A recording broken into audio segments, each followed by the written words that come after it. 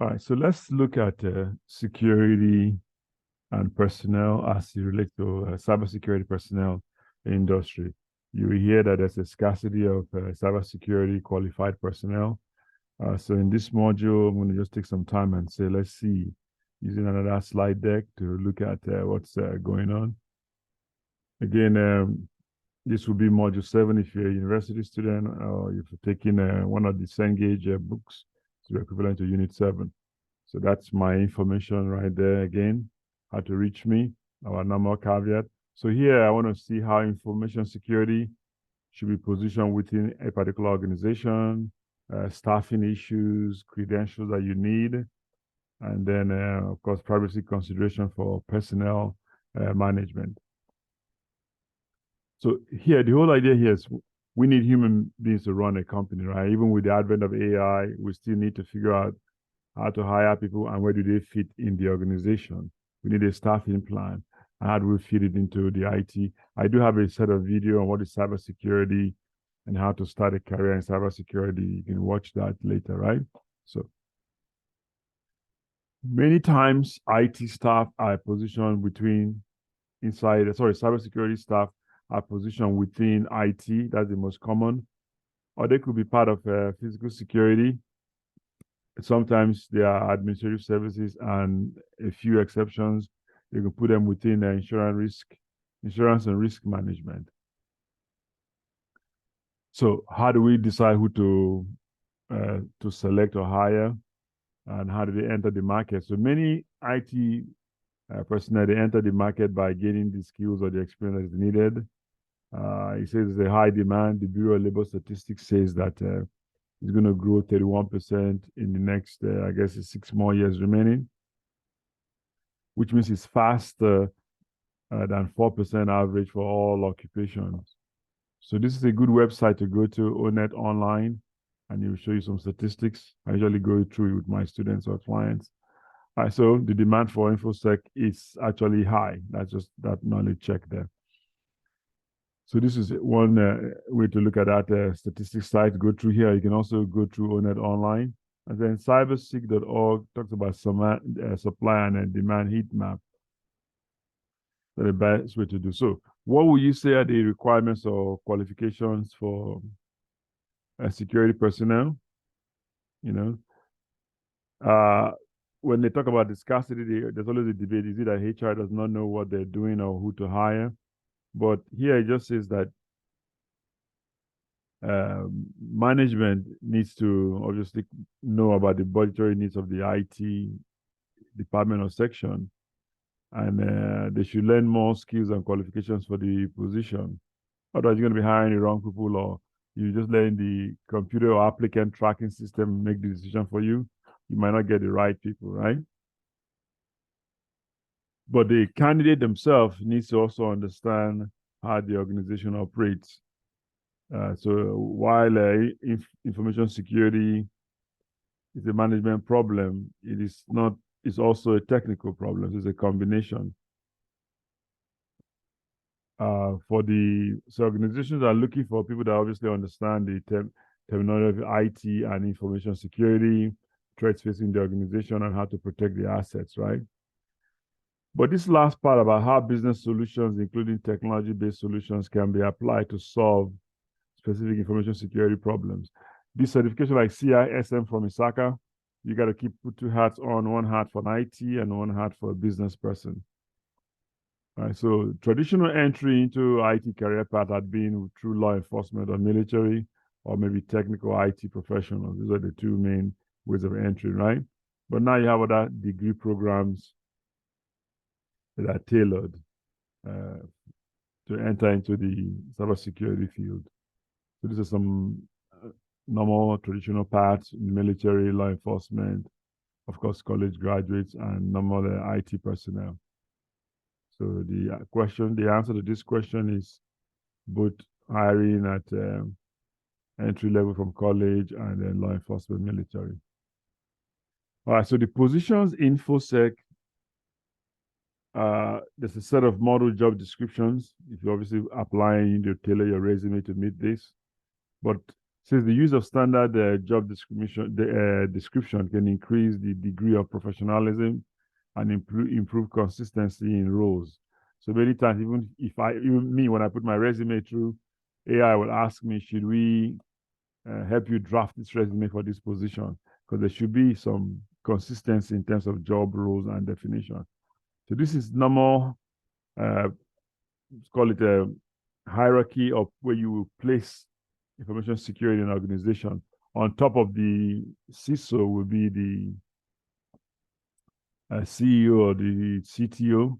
So normally you have your chief security officer, information security consultant, the manager, the physical security manager. But nowadays, sometimes you combine the two together, right? The physical and the information security. This is from certifications that are required for different positions. This could be similar to US government 8570, DOD 8570 or 8140 requirement. So for example, if you're going to be a SOC analyst, it's like entry level, 1 to 3 years. Security leader, 6+ 5 years. It could be a CISO. And then right at the bottom is the security. So CompTIA has what they call stackable credentials, right? I will go over it in a minute, but you got A+, Net+, Security+. So that could be a way to get into the industry. Then later on, you have the mid-career for ethical hacker or CISSP all the way down to the far right. I have the CISM also myself. So these are some good certifications that you can research into. So that's the CISO manages the overall information security program for the organization. And they tend to report to the CIO, right? And then, so if you combine the CISO position with the physical security, then you can call it a CSO, right? With the chief security officer. So this guy must know about the information security requirements and of course stuff like guards, gates, guns, you know. Our security manager would be like to have the CISM certification, like I said that I have. Basically, is accountable for the day-to-day operation of the information security program. And as I said, we're the heart of a business person and we're the heart of an IT person. Because you got a security technician that should be able to configure your hardware and your software. All right, so today it's not just degrees that we're looking for in the industry, we're also looking for certifications. So there are many highly recommended certifications, like ISC has their own, right there, CISSP, ISACA has their own. I told you I have the ISACA CISM. I've also taken the CISSP exam. And then SANS is a great cert. The only issue that some of them are quite expensive. They have what's called the GIAC certifications, right? Then you have the EC Council and the CompTIA. So CompTIA is vendor neutral. I'm also a certified technical trainer for them. I have their class certification, I have their A+, Net+, Security+, and I have their highest one, which is CASP+. But you should look and figure out which one is going to better meet your own career plans or expectation, right? CISSP is run by ISC Square. And like I said, some of these certifications are expensive. So you have to decide if your employer is not paying for it, or if you cannot get a grant or scholarship, it's always tough, right? But the whole idea is that people who are studying, who want to take this exam, need to study. Even if you've been in the industry for a while, you should study. Because my own experience in almost a decade and having so many certifications is that you need to study, no matter how long you've been in the industry. So study, right? But again, you should do your homework to see if it fits to what you want to do. This is how you should prepare. I have a video called, I think, top 10 tips on how to pass a certification exam. So look at it, right? You do study guide, teams, training videos, work experience, and of course, formal training courses. All right, so always remember that business goes before technology. Whenever there's a conflict between business and technology, business should supersede, because without the business, there will be nothing to guard, right? Technology should not cause more problems. Never lose sight of the goal of protecting the organizational information asset. Sometimes it's better to be heard and not seen. Know more than you say, be more skillful than you let on. Speak to users, not to them. Your education is never complete. You're going to be learning all the time. That's the thing about cybersecurity. So this is the DoD approved baseline. I was telling you about 8570 and then 8140. You see the certification based on, are you going to be in the what's called IAT level, IAE level. You see the certifications that are like required. All right, so employment best practices. So if you're going to hire people, you need to know what to do, right?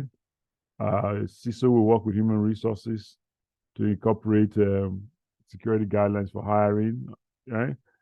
Job description is very, very important. So integrating information security perspective to the hiring process begins with reviewing and updating all job descriptions. Access privileges is a big issue when you try to hire people, prospective employees, and in the interviewing process. If you're the one that is interviewing, obviously you want to make an impression here. If you're the one that is interviewing the person, just be careful about how much information that you provide. Just because somebody could try to do pen testing, if you don't hire the person, what prevents them from using the information badly? Background checks, very, very important in every organization, which should include identity check, education and credentials. One particular country now, they're accusing the president of forging credentials. You need to check their background. If they give you references, check their references, verify their previous employment, right? Okay, so hiring issues, this is just telling you what a background check, covenants, and agreement. Most times you come on board, you're going to sign a non-disclosure agreement, sometimes a non-compete agreement. Everybody should have an employment contract. Even if you're in a state that is what's called at-will employment, you should have some kind of contract that talks about what you're there for, right? So it says once a candidate accepted a job offer, the employment contract is part of the security instrument. The non-disclosure agreement I mentioned. This one about employee agreeing in writing to monitoring, just be careful about that. Like the AUP, acceptable use policies.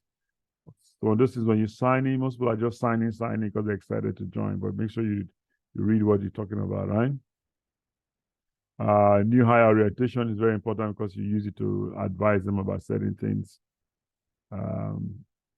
including security and their responsibility, because we always say security is everybody's responsibility in an organization. On the job security training.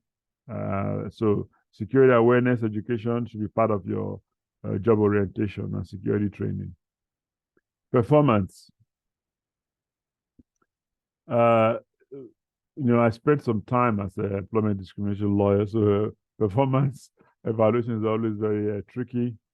But we just say incorporate information security components into employees' performance evaluations, right? Because they're more likely to take it serious if you document their violations if you document their violation of security policies in the evaluation. Now, termination of employee, which is offboarding, is usually where you remove all the employees' access to documents. And in those days, you escort them out with the security. You got to be careful about this. Just know that there are security issues, because you don't want them to turn into an employee that is an ex-employee that is vindictive or has a grudge, right? So you should have the key card of that business property return, and of course you need to escort them out of the building, but do it in a respectful way, right?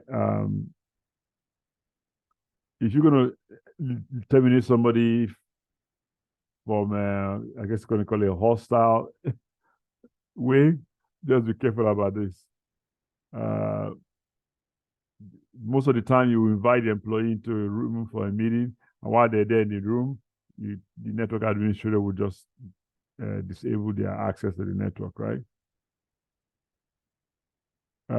This one, continuation of that. If information has been illegally copied or stolen, report it to the police, right? So knowledge check.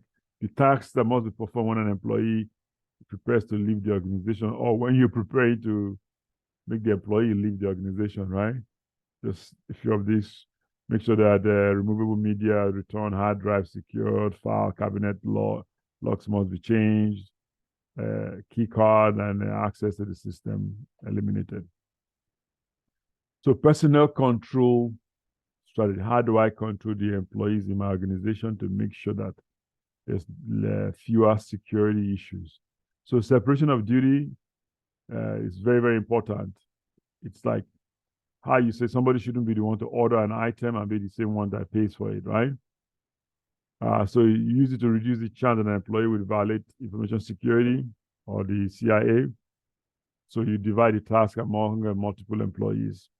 You can sometimes you hear the word two-person control or dual control, in which two employees will review and approve each other's work, right? Job rotation. So if Mr. A and Mr. Y have different job duties, you just rotate them while so they can see what each other is doing, right? It helps you with having redundancy or cross training, but it's also a good way to check what they've been doing. And of course, mandatory vacation. You come to the office and you tell Miss J, go on vacation. She might protest, but the whole idea is, no, go on vacation, mandatory. While she's gone, somebody else checks her work to see if she did anything bad, right? In the organization. This is just a chart of that issue. There's two things in here: need to know and least privilege. Least privilege is very, very important. It means I'm going to give you just the access you need to do your job, no more, right? So you give them the minimum access that they need, right? So kind of like somebody says, least privilege implies they need to know. I need to know I'm limiting the user's access to the specific information required to perform their task also. So that's why you see that the both of them are related. All right, this next set of slides is just telling you that there are security considerations for temporary employees, contract employees, and consultants, right? What do you share with them? How do you want to make sure that you remove their access privilege once they stop working for you? Same thing with business partners. Am I going to create an extranet as opposed to an intranet? Because some organizations have been breached through a breach of their business partners. I think one is Target, I believe Target in the US. It was a contractor or business partner that was breached, and through that, they were able to get into the organization, right? This is a good short video on cybersecurity careers, opportunities that you may want to watch. Go to all these companies, all these certification bodies, their website, and see what sort of certifications they have, if it's right for you. I forgot to put CompTIA.org there. And then, so summary, cybersecurity is a booming field. There's a lot of opportunities available. You need to get certifications, figure out which one is right for you. And then, so because the certifications are expensive, you don't just want to dole out the money if it's not going to really help you in your career. So know the rules, what you want to do from what a CISO does, so CSO to CTO to a CIO, and what the normal technicians should do. And job definitions are very important. I remember the discussion about how you control your employees from least privilege, job rotation, mandatory vacation, need to know. Those things are separation of duties and doctrines of least privilege. Those are very, very important in cybersecurity. Thank you for listening.